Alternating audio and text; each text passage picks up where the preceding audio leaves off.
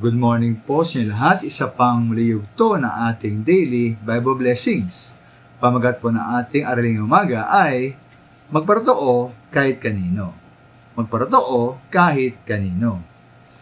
Ayon po nabasa minsan ay sa isang tao na ang pangunahing hadlang daw sa pagbabagi ng Ebanghelyo ng ating Panginoon Hesus ay mismo ang mga Kristiyano. Dahil hindi daw tayo nagbabahagi ng Ebanghelyo. At maring ito po yung totoo. Ba't kaya mga minamahal tayo na nagbahagi ng Ebanghelyo? Maring po isang dahilan ay tayo po ay nahihiya o natatakot.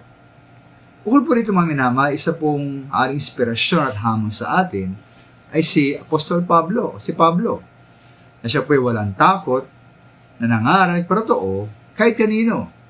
Kasama po ang isang gobernador at isang hari.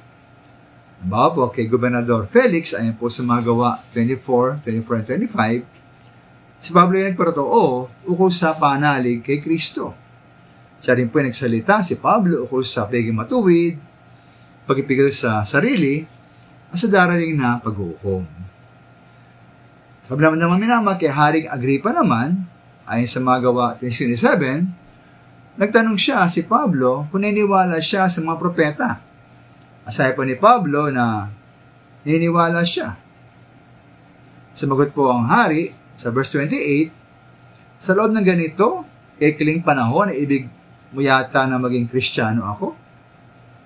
Sumagot si Pablo sa verse 29, maging sa maikli o sa mahabang panahon, loobin nawa ng Diyos na hindi lamang kayo, kundi ang lahat na nakakarinig sa akin ngayon ay maging kagaya ko, maliban sa mga tanikalang ito.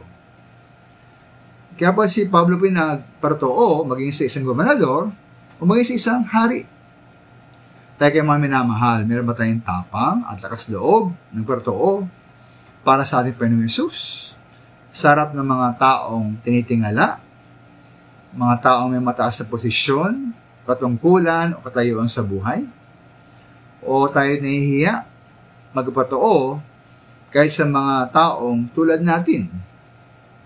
Hindi man lang babala po ng Panginoong Hesus, tandaan natin, ayon sa Mark 8:38, sabi niya po, kapag ikahiya natin siya at ang kanyang mga salita sa harap ng mga tao, ikahiya niya tayo sa harap ng kanyang Ama.